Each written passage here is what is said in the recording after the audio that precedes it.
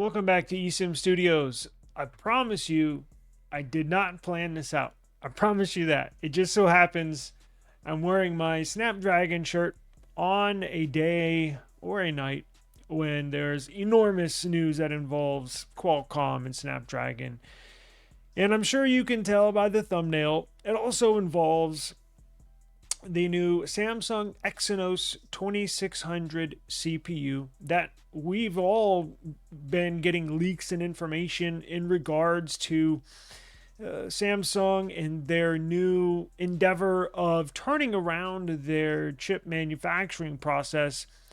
And it looked like they had turned the corner, but tonight we hear otherwise. I normally don't record at this time of the night, but I was like, yeah, I got to jump on because this is enormous news. So if you're planning on getting an S26 series, a Samsung Galaxy S26, if you're anywhere outside of Korea, you're going to be getting an S26, an S26 Plus, an S20, possibly S26 Edge, and definitely the S26 Ultra with a Qualcomm Snapdragon X Elite Gen 5.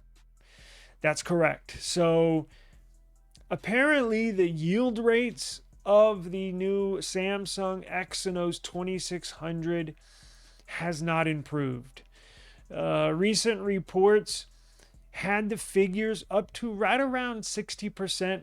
Now, Samsung has this new CPU manufacturing process. It's the brand new 2 nanometer manufacturing process. It's a process called GAA, and nobody else is doing this except them. And you've seen as we get closer to the launch of the S26 series, we knew that, and if you're not familiar with Samsung and the Galaxy devices, maybe you're an iPhone user. What Samsung has been doing with their Galaxy series is they basically do a split, right? So in it varies depending on what model, whether it's the S22, S23, S24, S25, and now the S26. They do a split. So some devices, depending on what device you buy, which S26, and depending on what country you're in, you could get a Samsung Exynos CPU, or you could get a Qualcomm Snapdragon CPU.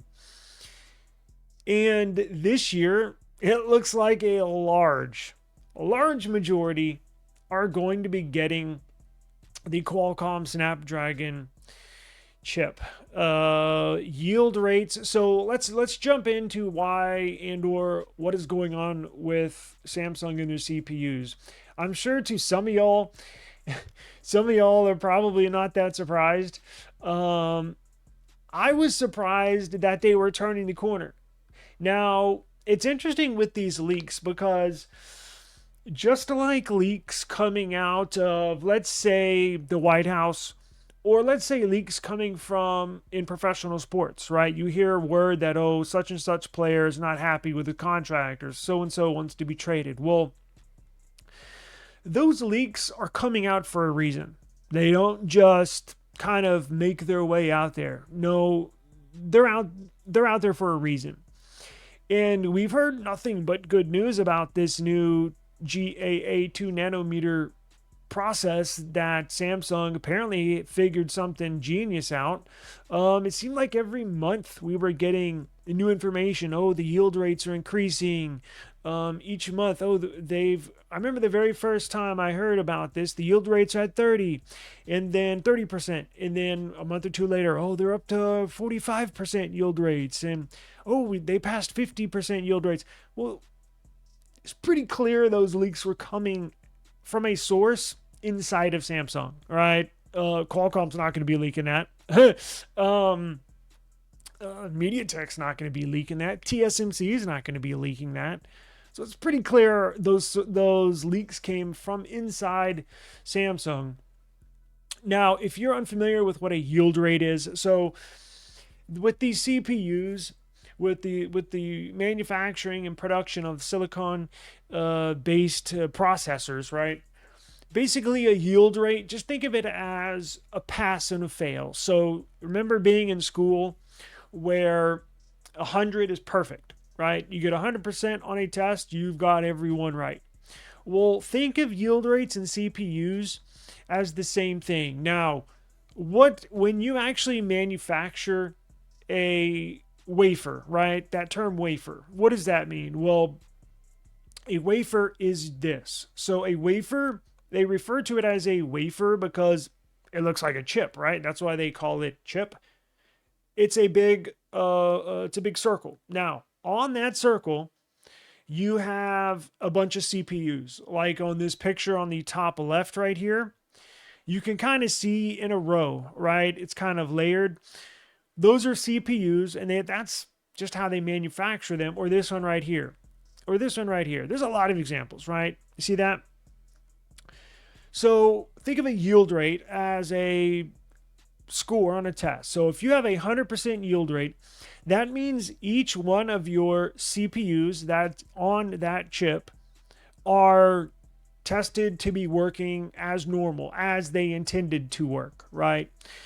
So if Samsung says they have a 30% yield rate, but it's improving, that means 30% of the CPUs that are on that wafer, that are on that chip, that are on that circular object are working as normal, meaning when they test them, hey, everything works, right?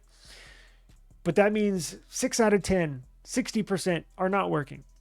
So generally in the CPU world, in the manufacturing world, it's just like school. It's kind of related to school. Once you hit 70%, that means you got something. That means it's worth it to Samsung or any other company to actually give them the green light to go ahead and produce those wafers.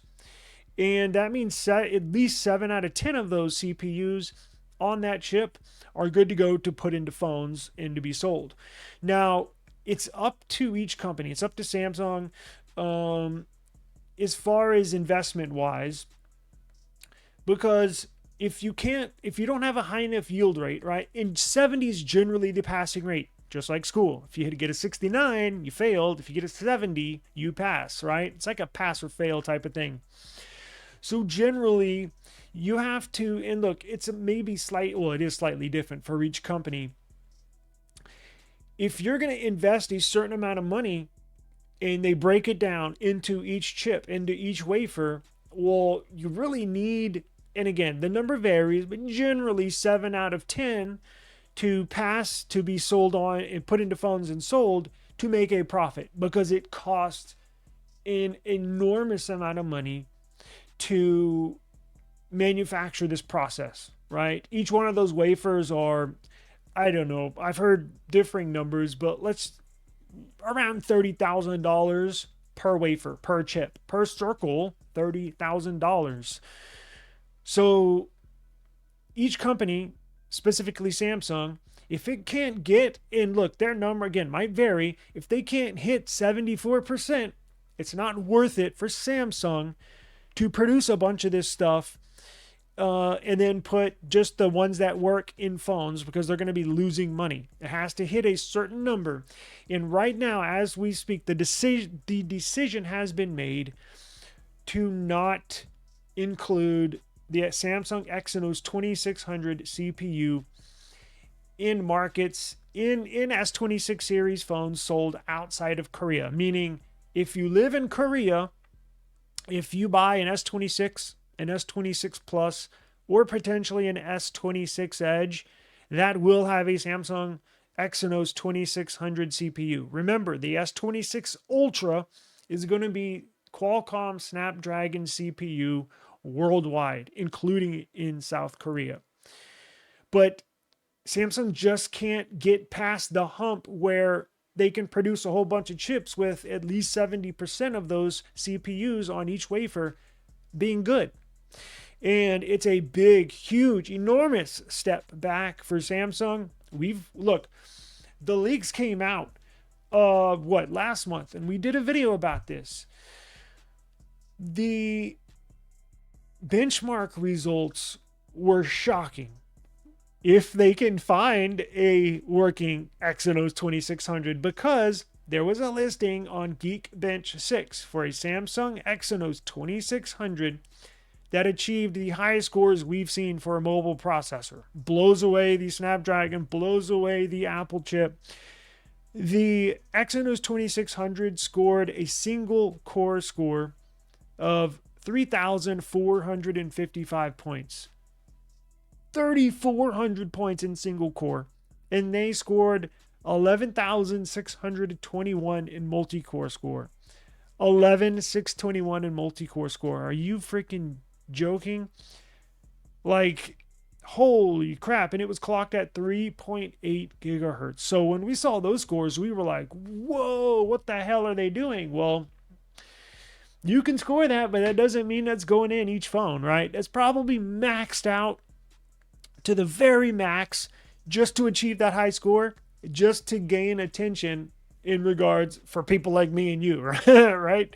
Like when we saw those, we're like, whoa, but does that mean each and every Exynos 2600 is going to achieve that if and when they do put those in phones? Probably not. It'll probably be lower than that, but it's certainly shocking